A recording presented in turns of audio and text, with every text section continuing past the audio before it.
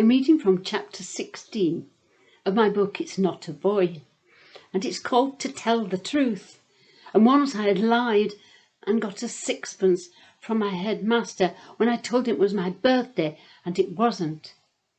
And once my dad had to go to court because someone said that they had backed into him and my dad hadn't even started the van.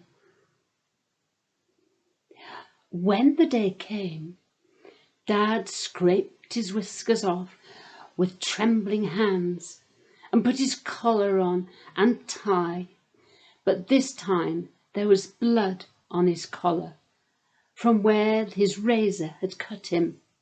Mam spit on it, but the blood was still bright red and wouldn't go away. He was wearing his funeral suit, and he set off in our car to Hull assizes. He would not have a chance. I knew that. Dad didn't have posh ways, and he would not know how to win in court with all those clever lawyers and their fancy words.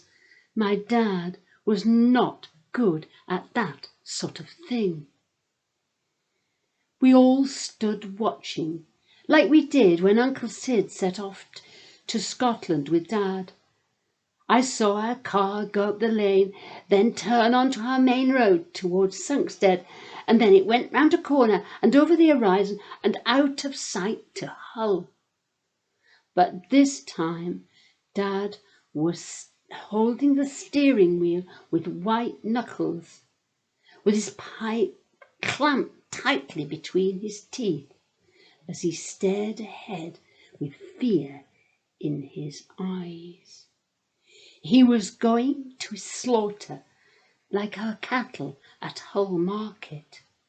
We might not see him again for a very long time.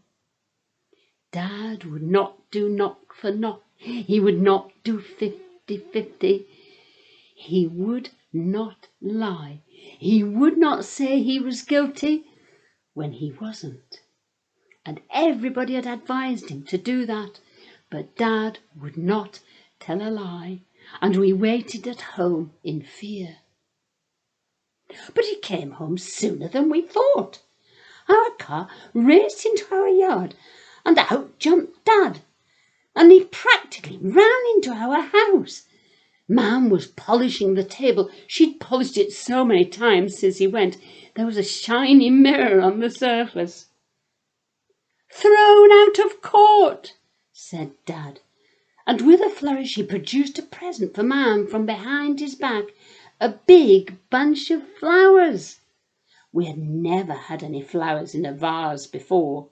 Well, to tell the truth, we didn't have a vase, but Mam got a big jug and put them in there, and they looked lovely in the middle of our highly polished table, and they held their heads high as flowers of victory.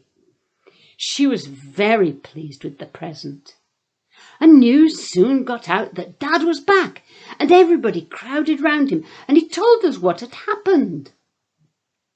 This is what he said.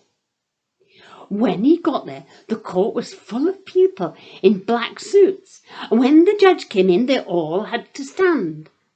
And the judge sat on the platform above everybody. Then Dad had to say guilty or not guilty, and he said that he was not guilty. Then the rich lad and his lawyers from down south shook their heads. It was not looking good for my dad, and there was silence in court. Then a door slammed, and everybody turned round and looked, and there was a chap with a red scrubbed face and a flat cap on. He whispered to the court usher, and the usher went to the judge and whispered to him. Then this chap was brought to the witness box, and as he passed Dad, he lifted his cap and said, "How d'ye do?" And then Dad realised who it was. And Mam put a mug of tea in front of Dad because he'd paused for great effect in the story he was telling. Who was this man who had come into court, we all wondered. Well, it was Ricky, the drover from the market. He'd only just heard about the court case from his auctioneer, who knew about that sort of thing. And he ran and got scrubbed and went to court as fast as he could. He was taken to the witness box and sworn to tell the truth, the whole truth, and nothing but the truth. Then he said that he had seen the whole thing. He'd seen the young lad bump into our van. He'd started up his motorbike and jerked forwards, and Dad hadn't even started the van yet because he'd only just got in and he hadn't even had time to turn the key. Ricky had seen it all from the cafe window where Auntie served up bangers and mash. He hadn't thought to say anything because he thought nothing would come of it. I secretly thought that Dad's luck money had done very well for him. Of course, when he told his tale to Auntie Peggy, it was different. Because not only did Ricky come to court, but every drover from the market came to stand up for Dad and say that Dad was not guilty. Then he told the tale to Auntie Martha, and not only did the drovers come, but Auntie came with a plate of bangers and mash for the judge. He told his tale so many times, and we laughed so much, it was one of the best party pieces for a very long time. Of course, we knew that Dad was telling a tale and that he exaggerated for an effect. He could never tell a real lie. My dad was not like that. But I had told a real lie about my sixpence. I had told Mr. Bantam, our headmaster, it was my birthday, and it wasn't. I thought again of my miserable little lie, and my miserable little sixpence in my box under my bed, and I began to dream about it.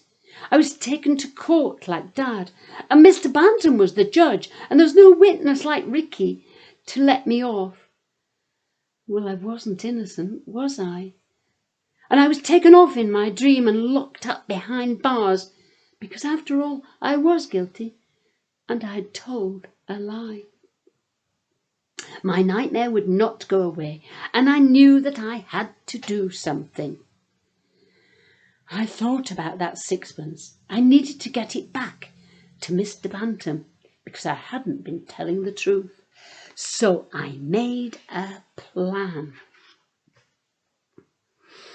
I got that sixpence and put it in my pocket and took it to school with me. I had to make sure that I could give it to Mr. Bantam without him knowing. And this is what I did. At dinner playtime, I went up to Miss Kenny, our dinner supervisor, who was busy turning a skipping rope for some kids. She'd put a basket down near her school wall, and I walked slowly past her basket, pretending not to even notice it. And just when I was right next to it, I flipped the sixpence into her basket. It landed on her hanky very quietly indeed, and then I walked away. I know that Miss Kenny would find it and hand it to Mr. Bantam in case one of us kids had lost it and would claim it. But of course I knew no one would claim it. No one had lost that sixpence. I had stolen it. And so I was happy, and it could go back to its real owner, Mr. Bantam. You know, I even kept quiet at school when it really was my birthday. I didn't say anything. But when I went out to play, Mr. Bantam quietly came up to me and said, "Happy birthday." He didn't smile, But he did link up with me, and at last I skipped slowly once around the playground with Mr. Bantam. Surely everybody would be happy for me, and I would be happy. But no, to tell the truth, it didn't feel as good as I thought it would.